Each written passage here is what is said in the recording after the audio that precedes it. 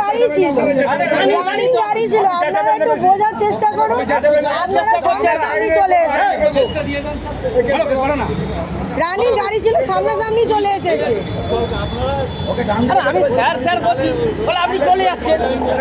একটা বাচ্চাকে নিয়ে ডাক্তারখানায় গেছিল, আপনি বিশ্বাস যদি না হয় ভারত সেবার যা বলার আছে দাঁড়িয়ে বলুন। তার জন্য না, ওনারা এমন ভাবে করছে যে কিছু বলার নেই আমাদের।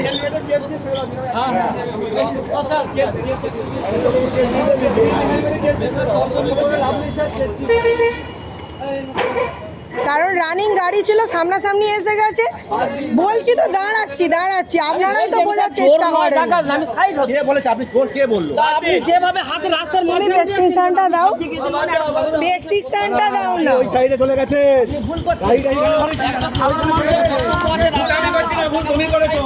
প্রেসক্রিপশনটা দেখুন, ভারত সেবায় গেছিলাম মেয়েকে নিয়ে, প্রেসক্রিপশনটা দেখুন। কিন্তু আপনাদের তো দাঁড়ানোর সময় দিতে হবে। আপনারা কি করলেন? কি করলাম? রানিং গাড়ির সামনে আপনি চলে আসছেন, যদি লেগে যায় তখন দোষ আমাদের। অনেক আগে ধরেছি আমি।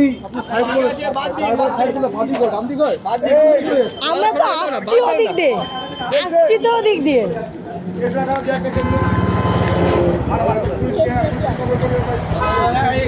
ইন্স্যুরেন্স ফেল ওসব মারতে হবে না, ছোট করে একটা হেলমেট মারো।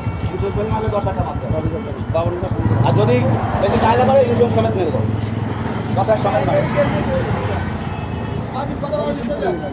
মানুষকে কিভাবে হ্যারাস করতে হয় এনারাই জানে। আমরা ডাক্তারখানায় গেছিলাম তো,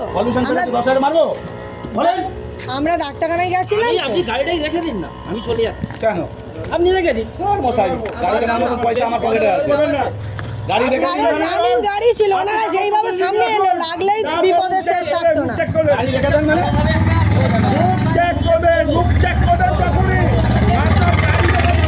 স্যার এই ব্যাপার ক্যাচাল করবেন না। যত ক্যাচাল করে পাবলিক দেখতে পাচ্ছে, সবাই দেখে। ক্যাচাল করে লাভ নেই। ক্যাচাল আপনি করছেন তো। ওর হাতে দাও। আমরা ডাক্তারখানায় গেছিলাম, আমরা কোনো ফুর্তি করতে যাই না। হেলমেট দিয়ে দাও, হেলমেট গেছে ইন্স্যুরেন্স মেরো না। গাড়ির কেস থাক, চলো গাড়ি নিয়ে চলে চলো।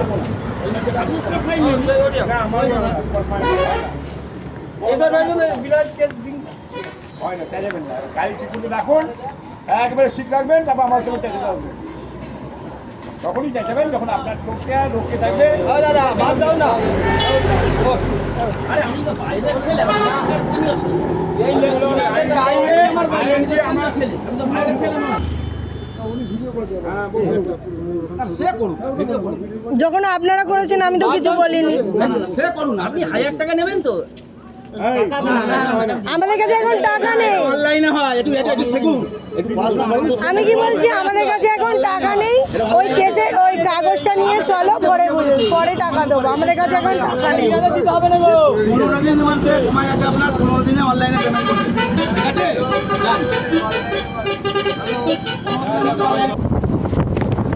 দেখুন স্যার, আমরা বন্ধুরা দেখো, আমরা গিয়েছিলাম ভারত সেবা আশ্রমে। তো এই হলো আমার মেয়ের প্রেসক্রিপশন। তো ওনারা এমনভাবে ব্যবহার করছে যে মানে মানুষ বলে মনে হয় না। গাড়িটা থামানোর মানে কি বলবো, সুযোগই দিচ্ছে না। মানে দাদাগিরি। এই সব পুলিশ প্রশাসনকে না এখান থেকে হটাও। আমি মমতা দিদিকে বলছি, এসব পুলিশকে না হটাও। এসব পুলিশ মানুষ নয়, জন্তু। এদেরকে আমি জন্তু বলে মনে করি। এরা পুলিশ হওয়ার যোগ্য নয়। একটা মানুষের প্রবলেম বোঝার চেষ্টা করে না, তাহলে তারা কি করে মানুষ হতে পারে? একটা মানুষ ডাক্তারখানাদেরকে আসছে, ওনাদের কি মানে কি বলবো, আমার কিছু বলার নেই। যদি আমার হাতে না দেশ শাসনের যদি ক্ষমতা থাকতো না, এরকম পুলিশকে না চাপকে মেরে ফেলে দিতাম। শুধু দেশ শাসনের ক্ষমতা আমাদের হাতে নেই বলে তাই। মানুষের বাচ্চা নন ওনারা। এইসব পুলিশকে না পুলিশ বলে যোগ্য সম্মান দেওয়া যায় না। এটা রানিং গাড়ি, থামাতে সময় দিচ্ছে না, এমনভাবে ব্যবহার করছে না আমরা চোর, আমরা টাকা।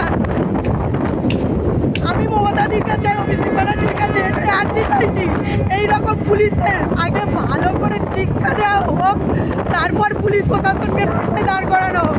একটা বাচ্চাকে নিয়ে গেছি, সেখানটায় কী বলা যায়, এই তো প্রেসক্রিপশন আমার হাতে, ভারত সেবা আশ্রমের প্রেসক্রিপশন, দেখুন তো। আগে পুলিশগুলোকে শিক্ষা দেওয়া হোক, তারপর রাস্তায় দাঁড় করাবে।